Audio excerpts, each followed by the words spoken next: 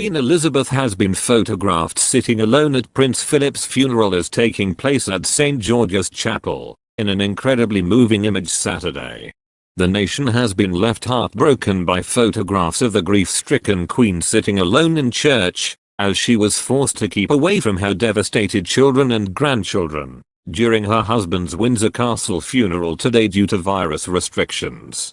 Queen Elizabeth, 94, wiped away tears and bowed her head in reverence in St. George's Chapel this afternoon, as she bid a final and emotional farewell to her strength and stay Prince Philip. That poignant photographs broke my heart for her. I hope courage and comfort comes to her.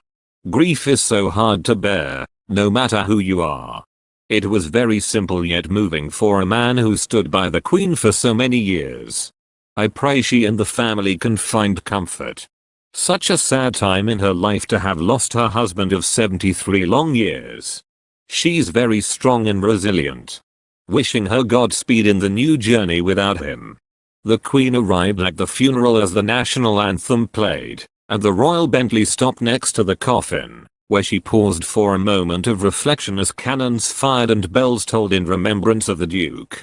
She had paid her final respects to her husband of 73 years, Prince Philip, at a slimmed down yet special celebration of life for the Duke of Edinburgh.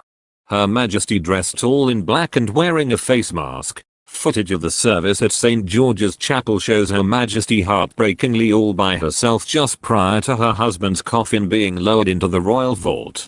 Following behind the coffin was the royal procession, led by Philip's children Prince Charles, Princess Anne, Prince Andrew and Prince Edward. The grandchildren, including Prince William and Prince Harry, followed, but the feuding brothers were separated by their cousin Peter Phillips.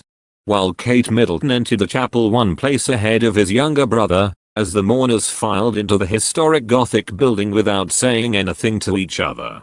But later spoke as they walked back to the castle. At the Duke's wishes, the ceremonial rather than state funeral would have been a stripped-back affair even without a pandemic. But because of laws in place to battle the spread of virus, everyone in attendance must stay at least 2 meters apart from anyone not in the same household. And as the Queen does not live alone, she could not form a bubble with anyone else.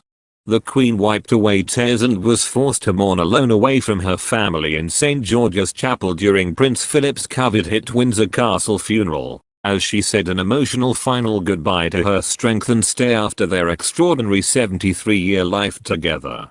Her Majesty looked grief-stricken and bowed her head in reverence as she accompanied her beloved husband's coffin on its final journey, while their eldest son Prince Charles cried as he walked behind the casket into church followed by other devastated royals. The Duke of Edinburgh's casket was covered in his personal standard and carried his sword, naval cap and a wreath of flowers, as pallbearers placed him onto his extraordinary self-designed Land Rover hearse, in the castle-packed quadrangle packed with hundreds of armed personnel.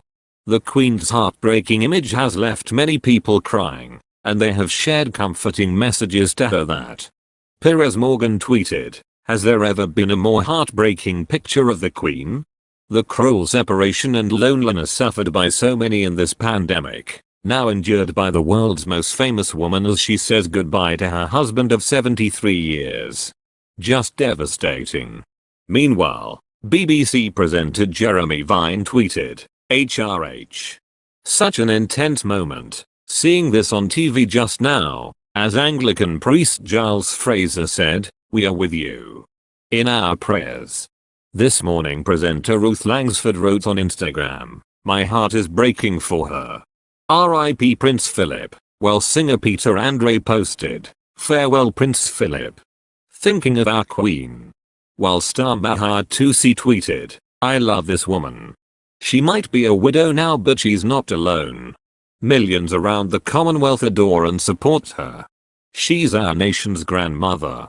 God save the Queen." The Queen left a personal, handwritten message to Prince Philip at his funeral service today as she said an emotional goodbye to her strength and stay after their extraordinary marriage together. The note was nestled alongside a wreath of white blooms including lilies, roses, freesia and sweet peas, placed on top of Prince Philip's coffin. They were chosen by the Queen and included a handwritten card written by his wife of 73 years. Edged in black, the note poignantly said, "In loving memory." Prince Philip's coffin was lowered into the royal vault at the end of his televised funeral service today. The Duke of Edinburgh's coffin was interred by electric motor beneath the floor of the choir at St George's Chapel in Windsor as the Dean of Windsor delivered his commendation.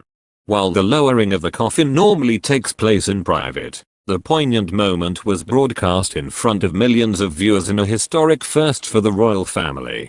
His coffin was lowered into the royal vault at around 3 p.m. and will stay there until the Queen dies. As his coffin was lowered beneath the chapel floor on a catafalque, the Duke's styles and titles were read out in full, including His Royal Highness, Duke of Edinburgh, Earl of Merioneth and Baron Greenock.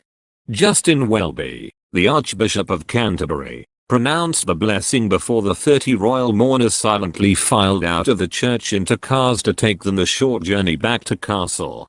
Her Majesty looked grief-stricken and bowed her head in reverence as she accompanied her beloved Philip's coffin on its final journey, while their eldest son Prince Charles cried as he walked behind the casket into church followed by other devastated royals.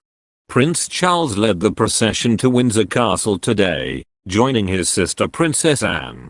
Meanwhile, Prince Andrew made a swift change into aviator shades and a bomber jacket after his father's funeral, after the Queen denied his demand to wear an admiral's uniform. The monarch took control earlier this week and decreed that none of the royal guests would be in military dress after her middle son caused a stir. Andrew, who served in the Navy and fought in the Falklands War, did have his military medals pinned to his chest like other members of the procession that followed Philip's Land Rover hearse into the chapel. He was seated closest to his tearful mother, albeit socially distanced, for the emotional ceremony at St George's Chapel at Windsor Castle this afternoon when the Duke of Edinburgh was laid to rest. Both the Duke of York and Her Majesty sat alone during the service because they are not in a covered bubble with any of the other guests. He cut a solemn figure as he walked behind his elder brother Charles and beside his younger brother Edward. The Queen's ruling that everyone would wear suits is also thought to spare Prince Harry's blushes. After quitting life as a senior royal and moving to California, the Duke of Sussex, who served in the army, was forced to give up his honorary military positions and associations. Harry and William decided to walk back with Kate, the Duchess of Cambridge, and were seen smiling, speaking animatedly as they were reunited for the first time in a year where their relationship became fractured.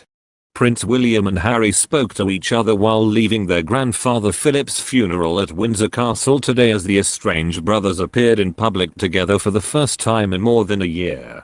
The princes talked while walking out of St George's Chapel following the service this afternoon, having earlier taken part in the procession either side of their cousin Peter Phillips behind the Duke of Edinburgh's coffin. Their discussion came following an impromptu decision by some of the royal family to walk back to the castle, despite state cars having been put on for them, and it gave the cameras a chance to see the brothers talk. It had been quietly hoped that the loss of their beloved grandfather, who both men loved deeply, might start the process of rapprochement, but the brothers are not thought to have seen each other before the funeral.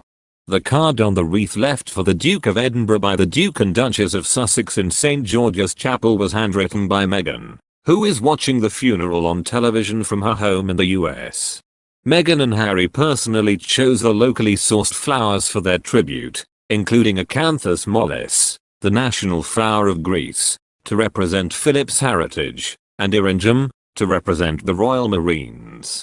The wreath also features campanula for gratitude and everlasting love, rosemary to signify remembrance, lavender for devotion, and roses in honor of June being Philip's birth month. Thank you for watching our video. Please support growing channel by subscribe channel and like video hour, and don't forget activate notifications to channel to always get the latest news. If you have any problems with the information in the video, please write a comment below to let us know and answer.